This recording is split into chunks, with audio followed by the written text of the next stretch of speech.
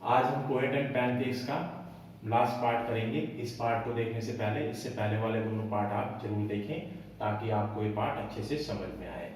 तो पिछले पार्ट में हमने देखा था कि कैसे एक जब स्टूडियो में इंफॉर्मेशन आती है कि एक नए विजिटर आने वाले होते हैं ब्रिटेन से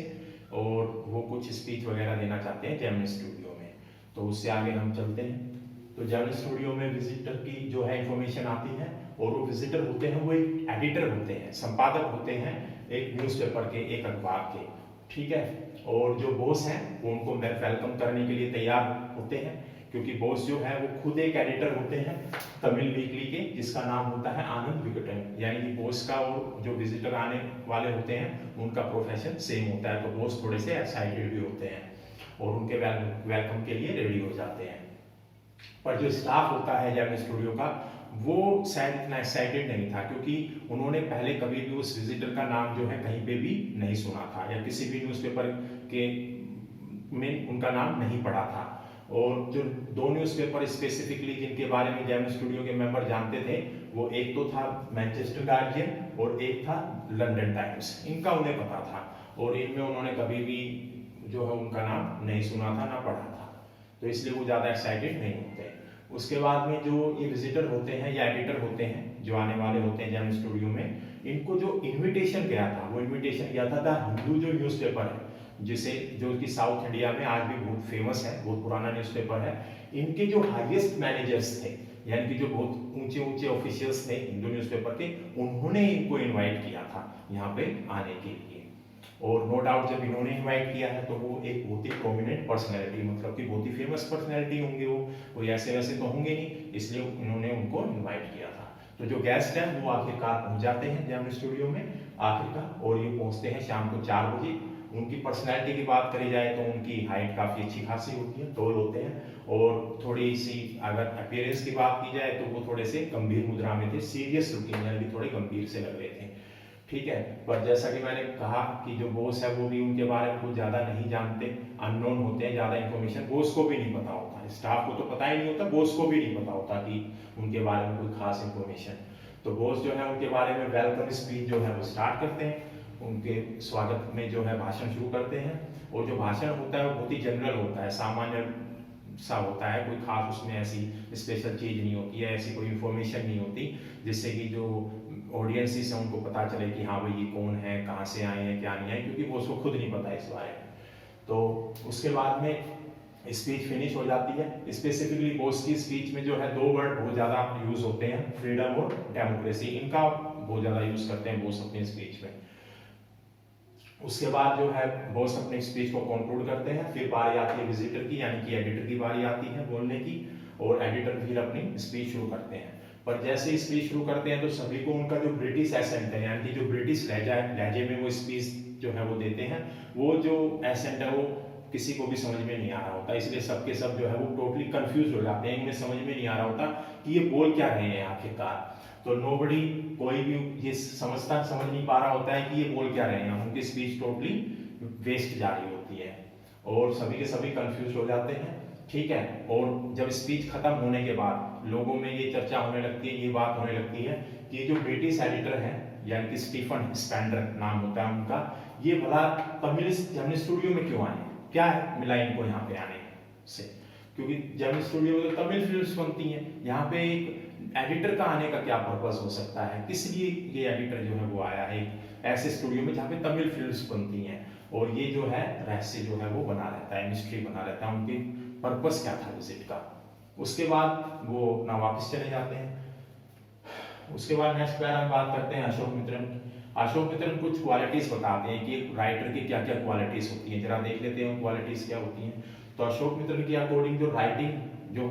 प्रोफेशन है ये सिर्फ और सिर्फ ऐसे लोगों को करना चाहिए जो बहुत ही पेशेंस हो, जिनके अंदर संयम हो और जो बहुत ही हार्ड वर्किंग हो, यानी कि बहुत ही मेहनती हो, ना कि ऐसे लोग जो कि इंटेलिजेंट हो, यानी कि होशियार लोगों के लिए प्रोफेशन नहीं बना है। और उसके बाद अशोक मित्रन यानी कि जो ऑथर होते हैं इस लेसन के, वो ये भी कहते हैं कि किसी को भी रिजेक्शन से, यानी कि जो भी वो कुछ लिखते हैं उसके रिजेक्शन से या क्रिटिसिज्म से डरना नहीं चाहिए, और उनको जो अपनी पोएट्री है या राइटिंग्स हैं या बुक्स हैं वो एडिटर्स, अलग अलग पब्लिकेशन के एडिटर्स को भेजनी चाहिए, इसमें उसको किसी भी टाइप का हेजिटेशन नहीं होनी चाहिए।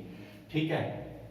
ऐसे ही कुछ एडिटर्स के लिए जिनकी मतलब पेशेंस हो, जिनमें हार्ड वर्किंग हो और जो अपने रिजेक्शन से ना डरते हो, खुद अशोक मित्रन भी एक पोएट होते हैं, तो उनके अंदर भी ये सारी की सारी क्वालिटीज होती हैं, पेशेंस, हार्ड वर्क। तो ऐसे ही राइटर्स के लिए जो द हिंदू में न्यूज़पेपर जो होता है उसमें एडवर्टीजमेंट पब्लिश होता है एक कॉर्नर में, एक पेज के कॉर्नर में, और उस एडवर्टीजमेंट में लिखा होता है कि एक जो न्यूज़पेपर होता है द एनकाउंटर, वो एक शॉर्ट स्टोरी कॉन्टेस्ट जो है वो ऑर्गेनाइज कर रहा है, और सभी जो जितने भी राइटर और पोएट होते हैं वो फ्री होते हैं उसमें अप्लाई करने के लिए, इस कॉन्टेस्ट के लिए। तो अशोक मित्रन भी सोचते हैं कि भाई मैं भी अप्लाई करूं इस कॉन्टेस्ट के लिए, पर क्योंकि जो द एनकाउंटर जो पब्लिकेशन होता है इसके बारे में ना तो स्टाफ ने कभी सुना होता है ना अशोक मित्रन ने कभी सुना होता है, तो अशोक मित्रन जो है वो सोचते हैं कि अपनी जो पोएट्री या फिर राइटिंग्स भेजने से पहले या अप्लाई करने से पहले मैं ये जान लूं कि ये पब्लिकेशन कैसा है, क्योंकि इंग्लैंड में बाय पोस्ट पब्लिकेशन मतलब अपनी राइटिंग्स भेजने में बहुत सारा मनी लगता था, उस समय बहुत सारा पैसा लगता था। तो पहले वो इंश्योर कर लेना चाहते थे कि पब्लिकेशन प्रेस्टिजियस है या रेपुटेड है या नहीं है, या ऐसे ही कोई आलतू फालतू का है। तो वो क्या करते हैं, इस पर्पस के लिए जो है वो एक लाइब्रेरी विजिट करते हैं, और उस लाइब्रेरी का मद्रास में लाइब्रेरी होती है, वो लाइब्रेरी का नाम होता है ब्रिटिश काउंसिल लाइब्रेरी। इसमें विजिट करने की सोचते हैं वो, वहाँ पे जाते हैं ये पता करने के लिए कि द एनकाउंटर कैसा पब्लिकेशन है। तो उस समय में जो लाइब्रेरीज होती थी वो बड़ी नॉर्मल होती थी, उनकी एंट्रेंस या जो गेट होता था बिल्कुल ही नॉर्मल होता था, ना तो वहाँ पे कोई साइन बोर्ड होता था बट ना ही वहाँ पे कोई नोटिस होते थे। आजकल आप लाइब्रेरी में जाओगे तो आप बाहर देखोगे बड़े अलग अलग नोटिस लगे होते हैं, साइन बोर्ड होते हैं, ये सारी चीजें होती हैं, पर उस समय की लाइब्रेरी बड़ी सिंपल सी होती थी, कोई भी मतलब साइन बोर्ड और नोटिस वगैरह वहाँ पे आपको देखने को नहीं मिलते थे। तो पहुंचते हैं Ashok Mitran British council library में, और वहाँ पे जैसे ही जाते हैं अंदर जाते हैं तो वहाँ पे कॉपीज यानी कि जो काफ़ी सारे न्यूज़पेपर जो है न्यूज़पेपर की कॉपीज जो है वो रखी होती हैं, और ज़्यादातर कॉपीज जो होती हैं वो द एनकाउंटर न्यूज़पेपर की होती हैं। और जो एनकाउंटर न्यूज़पेपर होता है उसके जो एडिटर के नाम लिखा होता है, उसके जो एडिटर का नाम लिखा होता है वो स्टीफन स्पेंडर लिखा होता है। यानी कि जैसे ही वो देखते हैं कि अरे ये तो वही विजिटर, वही क्या नाम है एडिटर थे जो हमारे जब स्टूडियो में आए थे, जरूर ये तो बहुत फेमस है, और बड़े खुश होते हैं अशोक मित्रन, और देखते हैं उन्हें ऐसा लगता है जैसे उनका कोई बिछड़ा हुआ भाई उनको मिल गया हो, और वो बड़े खुश होकर के सोचते हैं अब तो मैं पक्का इसके लिए अप्लाई करूंगा ही करूंगा, इस शॉर्ट स्टोरी कॉन्टेस्ट के लिए, और वो जो है अपनी मेल जो है वो भेज देते हैं इंग्लैंड में। उसके बाद बात करते हैं, काफी साल बीत जाते हैं इनको, उसके अशोक मित्रन जो है जेम स्टूडियो जो है उसको छोड़ देते हैं, और अशोक मित्रन अब जॉबलेस हो जाते हैं, उनके पास टाइम होता है वो खाली है बिल्कुल, पर उनके पास पैसा नहीं होता, क्योंकि जॉब चली जाती है तो अर्निंग तो सारी की सारी चली ही जाती है, पैसा उनके पास नहीं होता। तो टाइम तो होता है पर मनी नहीं होता। तो एक दिन वो चल रहे होते हैं ऐसे ही, तो मद्रास में एक माउंट रोड होता है, और माउंट रोड पे एक पोस्ट ऑफिस यानी कि डाकखाना होता है, और डाकखाने के बाहर एक फुटपाथ होती है, और उस फुटपाथ पे बहुत सारी जो बुक्स वगैरह हैं डिस्काउंटेड बुक्स, जिन पे बहुत ज्यादा डिस्काउंट होता है वो जो है वो सेल के लिए रखी हुई होती हैं, और उन डिस्काउंटेड बुक्स की जो कीमत होती है वो लगभग सभी की हर बुक जो है वो 50 पैसे की मिल रही होती है, क्योंकि ये स्टोरी जो है काफी पुरानी है जेम स्टूडियो की, तो उस समय बुक्स बहुत सस्ती होती थी, ठीक है। तो 50 पैसे की हर बुक होती है, और जो बुक्स होती है वो स्टूडेंट एडिशन होते हैं, यानी कि स्पेसिफिकली ये बुक्स जो है वो स्टूडेंट्स के लिए मतलब तैयार की जाती हैं, तो इसलिए सस्ती होती है वो। उसके बाद में जो बुक ऑथर लेता है, यानी कि जो अशोक मित्रन जो बुक लेते हैं उसका नाम होता है द गोड डैड फेल्ड, इस ये बुक का नाम होता है जो अशोक मित्रन लेते हैं। ये जो बुक होती है द गोड डैड फेल्ड, ये होती है, ये रशियन रेवोल्यूशन जो होता है उसकी 50th एनिवर्सरी को सेलिब्रेट करने के लिए ये बुक जो है लॉन्च की जाती है, ठीक है। और इस बुक में जो है वो 6 ऑथर्स जो है अपने अलग अलग 6 एसेज जो है पब्लिश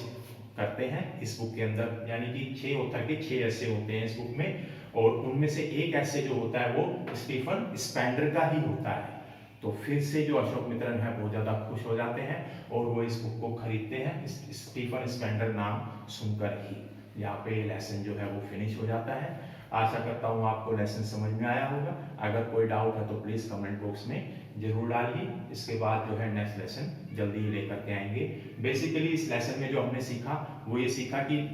सबसे पहले जो सबसे पुराने स्टूडियोज थे वो कैसे थे, उनमें क्या मेकअप डिपार्टमेंट था, क्या स्टोरी डिपार्टमेंट था, उनके बारे में जाना हमने, और क्या हायरार्की होती थी, अशोक मित्रन जो ऑथर है उनका क्या काम था ये हमने जाना। उसके बाद थोड़ा बहुत हमने कम्युनिज्म का बारे में पढ़ा, थोड़ा गांधी जी के बारे में पढ़ा, क्या आइडियोलॉजी थी उस समय, फिर विजिटर कौन कौन थे और किस लिए आए थे, उनके पर्पस हमने जाने, और इसके अलावा और इसमें कुछ खास स्पेसिफिक नहीं था।